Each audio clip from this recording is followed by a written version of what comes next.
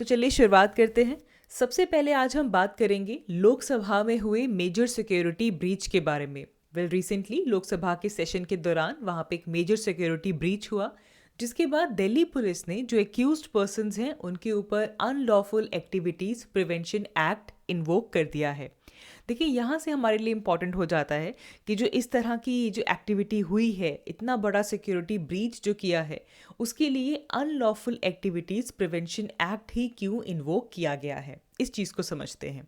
देखिए, यूएपीए, इसका नाम ही आप देखें, अनलॉफुल एक्टिविटीज़ प्रिवेंशन एक्ट, ये पहली बार 1967 में इनैक्ट किया गया था।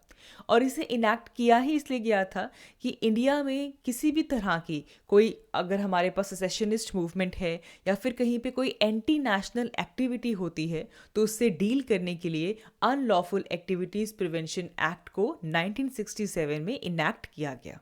ठीक है, इसे बहुत बार अमेंड किया जा चुका है, लेकिन इसकी मोस्ट रीसेंट अमेंडमेंट जो थी वो 2019 में हुई थी, जिसमें बेसिकली कुछ और प्रोविजंस को ऐड किया गया जो कि करंट सिनेरियो के चैलेंजेस को देखते हुए, जैसे टेररिस्ट फाइनेंसिंग का जो प्रोविजन है वो लेटेस्ट ऐड किया गया, साइबर टेररिज्म को यहाँ पे ऐड किया गया, individual designation and seizure of property, कुछ ये जो प्रोविजंस हैं वो 2019 में ऐड किए गए। क्योंकि आप खुद देखिए, जो एक्ट है वो 1967 में इनैक्ट हुआ था, तो उसके बाद बदलते टाइम के साथ, बदलते चैलेंजेस के साथ इसे टाइम से अमेंड किया गया है, राइट। अच्छा जी, अब इसमें डिफरेंस क्या है? अगर किसी एक्यूज पर्सन को अनलॉफुल एक्टिविटीज़ प्रिवेंशन एक्ट के तहत उन पे इन्वोक किया जाता है, तो ऐसे केस में जो पावर ऑफ इन्वेस्टिगेशन है वो नेशनल इन्वेस्टिगेशन एजेंसी NIA के पास चली जाती है। तो कोई भी केस यूएपीए का अक्रॉस द कंट्री, उस केस को इन्वेस्टिगेट, उस केस को प्रोसिक्यूट करने की जो पावर है वो किसके पास है? National investigation agency. ठीक है। अच्छा, अब इसे हम शॉर्ट में बोल सकते हैं कि ये एक तरह का टेररिस्ट एक्ट है। ठीक है, because anti national activity, secessionist activities के अगेंस्ट इसे इनैक्ट किया गया है। तो इस टेररिस्ट एक्ट में हाईएस्ट पनिशमेंट जो है वो डेथ पेनल्टी या फिर लाइफ इम्प्रिजनमेंट की दी जा सकती है। ओके, इसके अलावा यहाँ पे एक और प्रोविजन भी है कि अगर किसी एक्यूज को यूएपीए के अंडर सस्पेक्ट बनाया गया, तो सस्पेक्ट की डिटेंशन विदाउट चार्ज और any trial up to 180 days तक हो सकती है। तो 180 डेज तक किसी चार्ज या किसी ट्रायल की ज़रूरत नहीं है, still the detention of suspect is allowed. और साथ ही में यहाँ पे बेल भी डिनाइड है फॉर द अक्यूज, अनलेस की कोर्ट सेटिस्फाइड है कि नहीं, वो गिल्टी नहीं है, आपको बेल देनी चाहिए, अदरवाइज यहाँ पे बेल भी नहीं मिलती है। ठीक है। अब देखें, इस ये जो लॉ है, इसके अंदर अनलॉफुल एक्टिविटीज़ को डिफाइन किया गया है। क्योंकि अब देखो, अनलॉफुल एक्टिविटीज़ प्रिवेंशन, तो क्या है अनलॉफुल एक्टिविटीज़? कोई भी ऐसी एक्टिविटी जो कि सेसेशन को या फिर सक्सेशन को, हमारे इंडिया के किसी भी पार्ट में सेपरेटिस्ट मूवमेंट को सपोर्ट करती है, या फिर हमारी सॉवरेनिटी या फिर हमारी टेरिटोरियल इंटीग्रिटी को क्वेश्चन करती है, वो सभी एक्टिविटीज़ अनलॉफुल एक्टिविटीज़ को यहाँ पे क्लासिफाई किया जाता है। सिमिलरली इस लॉ में टेररिज्म को भी डिफाइन किया जाता है कि टेररिज्म एक ऐसा एक्ट है जहाँ पे लोगों की डेथ या इंजरी करने की कोशिश की गई या फिर हुई, या फिर किसी प्रॉपर्टी को डैमेज किया गया, डिस्ट्रक्ट किया गया, या फिर हमारी कंट्री की यूनिटी, सिक्योरिटी, हमारी इकोनॉमिक स्टेबिलिटी को थ्रेटन किया गया, तो ऐसे एक्ट को भी टेररिज्म के अंदर डिफाइन किया जाता है। तो इन सभी केसेस के अंदर, मतलब बेसिकली हमारी कंट्री की नेशनल सिक्योरिटी को सेफगार्ड करने के लिए यूएपीए एक बहुत इम्पॉर्टेंट एक्ट है। आगे बढ़ते हैं। हमारा अगला news article GS paper 2 Indian polity point of view से इम्पॉर्टेंट है, बिकॉज यहाँ पे हम बात कर रहे हैं suspension of MPs, member of parliaments के सस्पेंशन के बारे में। तो रिसेंटली 14 MPs वर सस्पेंडेड, जिनमें से एक MP की सस्पेंशन हुई है from Rajya Sabha, and rest 13 MPs were suspended from Lok Sabha. ठीक है, अलग अलग रीजंस हैं। Disrupting of the parliamentary proceeding एक रीज़न है, disregard to the house and showing disrespect to the house is another reason, जिसके चलते MPs की सस्पेंशन हुई है। अब देखें, मेंस पर्सपेक्टिव से भी टॉपिक इम्पॉर्टेंट हो जाता है। हमें पता होना चाहिए कि वो कौन कौन से रूल्स हैं when it comes to suspension of MPs जो कि अप्लाई होते हैं। ठीक है, तो जल्दी से इसके रूल्स समझ लेते हैं। तो चलिए सस्पेंशन ऑफ एमपीज के प्रोसेस को समझते हैं। सबसे पहले इसके पीछे का आइडिया क्या है। देखें, हमारे लोकसभा और राज्यसभा के अंदर जो प्रिजाइडिंग ऑफिसर्स हैं, अब लोकसभा में प्रिजाइडिंग ऑफिसर कौन है, स्पीकर, और राज्यसभा में चेयरमैन। ठीक है, हमारे प्रिजाइडिंग ऑफिसर्स का ये रोल है, ये ड्यूटी है कि हाउस स्मूथली फंक्शन कर सके और उसके लिए हाउस के अंदर एक ऑर्डर मेंटेन्ड होना चाहिए। ये रोल और ये ड्यूटी किसकी है, प्रिजाइडिंग ऑफिसर की। ठीक है, तो ताकि जो प्रोसीडिंग्स हैं वो प्रॉपर मैनर में कंडक्ट हों, ऐसे केस में स्पीकर्स और चेयरमैन को ये पावर दी गई है कि वो किसी भी मेंबर को विड्रॉ कर सकते हैं फ्रॉम दैट हाउस। तो ये बात समझ रहे हैं। अब ये पावर देखिए, सस्पेंशन की या विड्रॉइंग की पावर किसके पास है, प्रिजाइडिंग ऑफिसर के पास। अगर आप लोकसभा में हैं तो स्पीकर के पास पावर है, अगर आप राज्यसभा में हैं तो चेयरमैन के पास पावर है। बट ये पावर क्यों दी गई है, क्योंकि ये प्रिजाइडिंग ऑफिसर का रोल है कि जो हाउस है वो स्मूथली रन करे, वहाँ पे एक ऑर्डर मेंटेन रहे, जो प्रोसीडिंग्स हैं वो प्रॉपरली की जाएं। तो इसके लिए उन्हें ये पावर दी गई है। ठीक है, लेकिन पावर जो रूल्स हैं वो अलग अलग हैं। सबसे पहले अगर हम लोकसभा की बात करें तो लोकसभा के अंदर हमारे पास 3 मेन ऐसे रूल्स आते हैं जिसके थ्रू एमपीज की सस्पेंशन या फिर विड्रॉइंग हो सकती है। सबसे पहला रूल आता है रूल 373। ठीक है, अब 373 में क्या है, स्पीकर किसी भी मेंबर को विड्रॉ कर सकता है इमीडिएटली फ्रॉम द हाउस। मतलब अगर किसी मेंबर का जो कंडक्ट है वो डिसऑर्डरली है, ग्रॉसली डिसऑर्डरली कंडक्ट है, तो ऐसे केस में मेंबर को विड्रॉ किया जा सकता है इमीडिएटली। तो अगर सपोज करो स्पीकर ने बोल दिया कि आपको विड्रॉ किया जाता है, तो उस पर्टिकुलर दिन का जो सेशन बचा है उसमें वो एमपी प्रेजेंट नहीं हो सकते। तो अगर किसी के ऊपर 373 अप्लाई किया जाता है तो वो रिमाइंडर ऑफ द डे की जो सिटिंग है उसके अंदर वो शामिल नहीं हो सकते। इसके लिए आता है 373 कि भाई आज की जो सिटिंग है इसमें अब आप बैठ नहीं सकते, you have to withdraw immediately. ठीक है, लेकिन फिर आता है रूल 374। ऐसे केस में अगर कोई मेंबर चेयर की अथॉरिटी को डिसरिगार्ड करता है या फिर हमारे हाउस के जो रूल्स हैं उससे अगर एब्यूज़ करता है और विलफुली बिजनेस ताकि आगे ना बढ़ सके, विलफुली बिजनेस को ऑब्स्ट्रक्ट कर रहा है हाउस के, तो ऐसे केस में रूल 374 अप्लाई किया जा सकता है। हमने देखा हमारे आर्टिकल में क्या लिखा गया है, disregarding the authority of the chair. तो उसके लिए आर्टिकल 374 है जो ये कहता है कि अगर मेंबर को नेम किया जाता है आर्टिकल 374 रूल 374 के through, then he will be suspended from the house for the period not exceeding the remainder of the session. मतलब अगर 374 अप्लाई किया गया तो जितना भी सेशन बाकी का बचा है, अभी विंटर सेशन चल रहा है, उसमें वो अपीयर नहीं हो सकते। 373 में उस दिन की सेशन में नहीं बैठ सकते, लेकिन 374 में जितना बाकी प्रेजेंट सेशन बचा है उसमें वो प्रेजेंट नहीं हो सकते। They have to withdraw from the presence of the house. ठीक है जी, लेकिन इसके बाद भी हमारे पास आया है रूल 374A। ये दिसंबर 2001 में रूल बुक के अंदर ऐड किया गया था। ये उन केसेस में अप्लाई होता है जो कि सिवियर चार्जेस हो या फिर ग्रॉस वायलेशन हो। तो ऐसे केस में अगर मेंबर का नाम स्पीकर लेता है तो मेंबर ऑटोमेटिकली सस्पेंड हो जाता है from the service of the house for 5 consecutive sittings या फिर रिमाइंडर ऑफ द सेशन, जो भी कम है। मतलब यहाँ पे या तो अगली 5 दिन की जो सिटिंग्स हैं वहाँ पे नहीं आप आके बैठ सकते, या फिर जितना सेशन बचा है उतने में नहीं आ पाएंगे, जो भी इन दोनों में से कम हुआ। लेकिन ये जो रूल है ये ग्रॉस वायलेशन और सिवियर चार्जेस के टाइम पे लगाया जाता है। ठीक है, तो ये जो 3 रूल्स हैं ये लोकसभा के ऊपर एप्लीकेबल है। राज्यसभा की अगर हम बात करें तो वहाँ पे 2 रूल्स आते हैं, रूल 255 एंड रूल 256। रूल 255 की अगर हम बात करें तो ये राज्यसभा के जनरल प्रोसीडिंग्स को रूल करता है, जिसमें प्रिजाइडिंग ऑफिसर एमपी की सस्पेंशन इन्वोक कर सकता है। Chairman, as per his role, as per his duty, he can direct any member जिनका कंडक्ट उनके ओपिनियन में राइट नहीं था, डिसऑर्डरली था, उनको इमीडिएटली विड्रॉ होने के लिए कह सकते हैं. लेकिन अगैन जिस तरह 373 में हुआ था वही सेम चीज़ होगी. जो विड्रॉइंग होगा वो उस दिन की सिटिंग के लिए होगा. अब यहाँ पे एक और चीज़ नोट कीजिए. लोकसभा में अगर आप रूल 374 लगाते हैं कि चेयर की डिसरिगार्ड की गई है, विलफुली बिजनेस ऑब्स्ट्रक्ट किया गया है, रूल्स को अब्यूज़ किया गया है, तो ऐसे केस में स्पीकर एक मोशन लेकर आता है और जिस मोशन के बाद जो एमपीज़ हैं वो पूरे के पूरे रिमाइंडर सेशन के लिए सस्पेंड हो जाते हैं.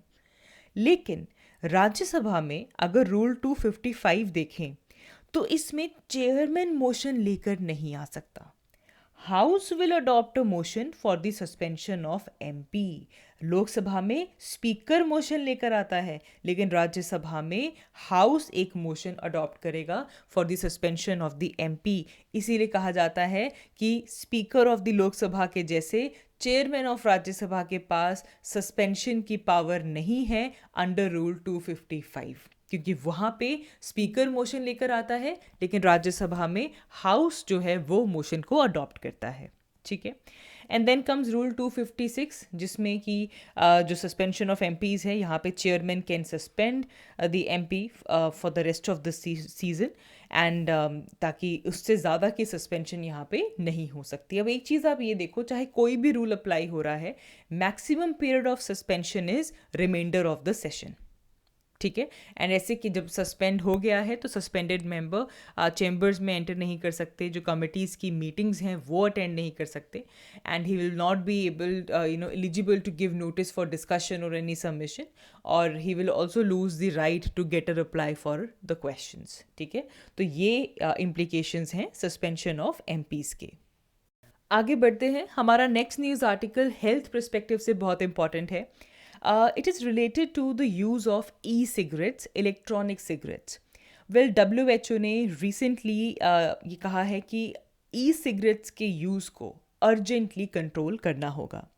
देखिए, ई-सिगरेट्स, इलेक्ट्रॉनिक सिगरेट्स एक कंज्यूमर प्रोडक्ट है एंड इसे मेनली इस तरह से देखा जाता है कि ये टोबैको क्विटिंग के अंदर हेल्प करता है. लेकिन WHO ने ये कहा है कि ई सिगरेट्स किसी भी तरह से इफ़ेक्टिव नहीं है when it comes to quitting tobacco at the population level. Rather e cigarettes के यूज़ के बहुत ही एडवर्स इफ़ेक्ट्स हैं हमारी हेल्थ के ऊपर, और इसीलिए WHO ने ये कहा है कि ई सिगरेट्स को हमें इसके यूज़ को कंट्रोल करना होगा so that we can protect our children, our non smokers and minimise the health harm जो कि ई सिगरेट के यूज़ से हो सकता है. ठीक है. अब आप यहाँ पे ये देखिए कि ई सिगरेट्स जो हैं इससे लेकर इंडिया में एक रेगुलेशन है which is prohibition of electronic cigarettes act 2019. ठीक है. इसका पूरा नाम है prohibition of electronic cigarettes production, manufacture, import, export, transport, sale, distribution, storage, advertisement. मतलब कुछ भी नहीं कर सकते आप इनमें से इंडिया के अंदर. This act gives union government the power over the electronic cigarette industry. और इस एक्ट में इलेक्ट्रॉनिक सिगरेट को डिफाइन भी किया गया है that it is an electronic device जो कि किसी सब्सटेंस को हीट करती है, जिसमें निकोटीन हो सकता है या फिर नहीं भी हो सकता, या फिर फ्लेवर्स हो सकते हैं. जब वो सब्सटेंस हीट अप होता है it creates aerosol for inhalation. उसे कहा जाता है इलेक्ट्रॉनिक सिगरेट. ना जब से 2019 का ये एक्ट है, जब से ये एक्ट की कमेंसमेंट हुई है, it prohibits any person from either producing, manufacturing, importing, exporting, advertising, transporting, selling, distributing electronic cigarettes in India. और अगर कोई भी पर्सन गिल्टी आता है of the above mention activities, then that person is punishable with imprisonment which can extend to 1 year or the fine up to 1 lakh or both. तो यही WHO कह भी रहा है कि ई सिगरेट्स को कंट्रोल किया जाए और इंडिया के पास ये लेजिस्लेशन भी है. इवन WHO ने ये भी कहा, अपनी स्टडी में शो किया है कि अगर सोशल मीडिया पे ब्रीफ एक्सपोजर भी अगर मिलता है ई सिगरेट कंटेंट से, तो इससे उसका जो यूज़ है वो काफ़ी ज़्यादा इंक्रीज़ होता है. तो सोसाइटी में, बच्चों में, यंगस्टर्स में ई सिगरेट की तरफ एक पॉजिटिव एटीट्यूड डेवलप होता है. Young people who are using e-cigarettes, they are almost 3 times likely to use cigarette later. जो अभी ई सिगरेट्स ले रहे हैं वो आगे चलकर सिगरेट स्मोक करेंगे, इसकी पॉसिबिलिटी 3 टाइम्स है। 13 से 15 साल की उम्र के बच्चे ई सिगरेट्स का यूज़ बहुत ज़्यादा कर रहे हैं सभी रीजन्स में। कनाडा में 16 से 19 साल के बीच में जो ई सिगरेट का यूज़ है वो डबल अप हो चुका है पहले के मुताबिक। यूके में ट्रिपल अप हो चुका है यंग यूज़र्स की बात करें तो। WHO ने नोट किया है कि जो ई सिगरेट्स हैं जिनमें निकोटीन होती है, they are very highly addictive and they are very harmful for the health as well, because they generate some toxic substances जिससे कैंसर भी हो सकता है या फिर हार्ट और लंग डिसऑर्डर्स का जो रिस्क है वो भी इंक्रीज हो सकता है। It can affect brain development as well, learning disorders आ सकते हैं यंग पीपल में। और अगर किसी भी तरह से फीटल एक्सपोजर हो जाए ई सिगरेट का, then it will have adverse effect on the development of the fetus। तो ये देखते हुए WHO ने कहा है कि हर एक कंट्री को ई सिगरेट से कंट्रोल के लिए अर्जेंट मेजर्स लेने होंगे, और हमारे पास इसे लेकर जो एक्ट है उसकी बात हमने यहाँ पे की है। आगे बढ़ते हैं। हमारा next news article logistics point of view से इम्पॉर्टेंट है। देखिए, सबसे पहले समझते हैं कि लॉजिस्टिक्स होता क्या है।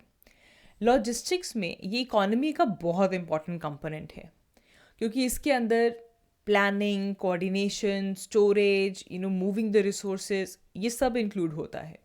अब आप देखें, इकोनॉमी है, कुछ प्रोडक्शन पॉइंट्स होंगे, ठीक है, और कुछ कंजम्पशन या डिस्ट्रीब्यूशन पॉइंट्स होंगे। अब यहाँ पे एक जगह से दूसरी जगह में जो मूवमेंट होती है, किसकी मूवमेंट होगी? या तो पीपल की होगी, रॉ मटेरियल्स की होगी, इन्वेंट्री की होगी, इक्विपमेंट की होगी, प्रोडक्ट की होगी। तो ये जो मूवमेंट होती है from one location to another, production point से कंजम्पशन पॉइंट की तरफ, डिस्ट्रीब्यूशन पॉइंट की तरफ, या फिर किसी और प्रोडक्शन पॉइंट की तरफ, इसे लेकर काफ़ी प्लानिंग, कोऑर्डिनेशन, स्टोरेज और मूविंग रिसोर्सेज की ज़रूरत पड़ती है। इसे कहते हैं हम लॉजिस्टिक्स। लॉजिस्टिक्स में वो सारे प्रोसेस इंक्लूड होते हैं जिसमें कि एक इंटेंडेड लोकेशन तक पहुंचने के लिए एक्विजिशन, स्टोरेज, डिलीवरी, इन सब प्रोसेसेस को इंक्लूड करके टर्म आती है लॉजिस्टिक्स। इसमें it also entails locating potential distributors and suppliers as well, और उसकी वायबिलिटी भी यहाँ पे होनी चाहिए, ठीक है। अब हम इसकी बात क्यों कर रहे हैं? बिकॉज रिसेंटली एक रिपोर्ट आई है by National Council for Applied Economic Research, जिसे कि हमारी ministry of commerce and industry ने यहाँ पे कमीशन किया है। According to this report, India में अगर हम लॉजिस्टिक कॉस्ट की बात करें तो 2013 और 14 में हमारी जो लॉजिस्टिक कॉस्ट थी वो कुछ 8.6 to 9.8% के बीच में थी, और ये कॉस्ट 2021 और 22 में रिड्यूस हो गई है टू 7.8 to 8.9%। अब देखिए, यहाँ पे इम्पॉर्टेंट है ट्रांसपोर्ट कॉस्ट का रिड्यूस होना, बिकॉज यहाँ पे आप अपनी इकोनॉमी में पढ़ते भी हो, हमारी गवर्नमेंट ने नेशनल लॉजिस्टिक्स पॉलिसी 2022 जो था वो लॉन्च किया था, जिसका एक एम तो ये था कि हमारे पास क्विक लास्ट माइल डिलीवरी होनी चाहिए, और ट्रांसपोर्ट से रिलेटेड जितने भी चैलेंजेस हैं हम उनको एंड करें। और साथ ही में यहाँ पे एक गोल भी सेट किया गया। वो गोल ये था कि इंडिया में जो लॉजिस्टिक कॉस्ट है हमें उसे हाफ करना है, और जो ग्लोबल बेंचमार्क है वहाँ तक पहुँचाना है बाय 2030। तो अगर जो जीडीपी के अगर 14 to 18% की लॉजिस्टिक ग्रोथ जो थोड़ी एवरेज पहले रही है इंडिया की, इसे रिड्यूस करके बेस्ट ग्लोबल प्रैक्टिसेस 8% तक पहुंचाना है, ये हमारा गोल है लॉजिस्टिक कॉस्ट के लिए। तो उसी को लेकर ये रिपोर्ट इस इंडेक्स में कहा गया है कि 21 और 22 में 7.8 to 8.9% की लॉजिस्टिक कॉस्ट मिली है, ठीक है। आगे बढ़ते हैं। हमारा next news article miscellaneous category का है। यहाँ पे हम बात करेंगे इंदिरा गांधी पीस प्राइज़ के बारे में। तो recently Indira Gandhi peace prize announce किया गया है। इस प्राइज़ का पूरा नाम है Indira Gandhi prize for piece, डिसआर्मामेंट and development, ठीक है। और ये हर साल अनाउंस किया जाता है। ये जो पीस प्राइज़ है इसे इंस्टीट्यूट किया गया था in the memory of our former prime minister Indira Gandhi by a trust in her name in 1986। तो 1986 में एक ट्रस्ट ने इंदिरा गांधी जी के नाम पे ये जो प्राइज़ है, पीस प्राइज़ है, इसकी शुरुआत की थी, इसे इंस्टीट्यूट किया था। यहाँ पे एक मॉनिटरी अवार्ड दिया जाता है of 25 lakh rupees along with a citation. अब ये पीस प्राइज़ है, तो ये अवार्ड दिया किसे जाता है? कोई भी ऐसा इंडिविजुअल या फिर ऐसी ऑर्गेनाइजेशन जो कि ऐसा काम कर रही है जिससे कि इंटरनेशनल पीस और डेवलपमेंट अचीव हो, विच इज़ इंश्योरिंग कि जो साइंटिफिक डिस्कवरीज हैं they are used for the further scope of freedom and better humanity. ऐसे लोग जो एक न्यू इंटरनेशनल इकोनॉमिक ऑर्डर बना रहे हैं, उनके लिए ये Indira Gandhi peace prize award दिया जाता है। और अगर हम बात करें 2023 की, तो इस साल का जो पीस प्राइज़ है ये classical pianist Daniel Barenboim and a peace activist Ali Abu Awad, इनको दिया गया है। And this award is given to them for their efforts that they're doing to bring together the youth and the people of Israel and Arab world for a non-violent resolution. When it comes to Israel-Palestine conflict, ये वहाँ के youth और लोगों को इकट्ठा कर रहे हैं कि एक non-violent resolution किया जाए to this conflict. And they have fostered a meaningful and mutual social and cultural understanding. एक पीसफुल पब्लिक कोऑपरेशन उन्होंने डेवलप की है through the tools of music, dialogue and people participation. तो उनकी इस कंट्रीब्यूशन को रिकग्नाइज करते हुए अली अबू अवध और डैनियल बेरनबोइम को ये अवार्ड दिया गया है। So that is all for this video. आज की इस वीडियो के लिए इतना ही। Thank you so much for watching. I will see you all in my next one. Thank you.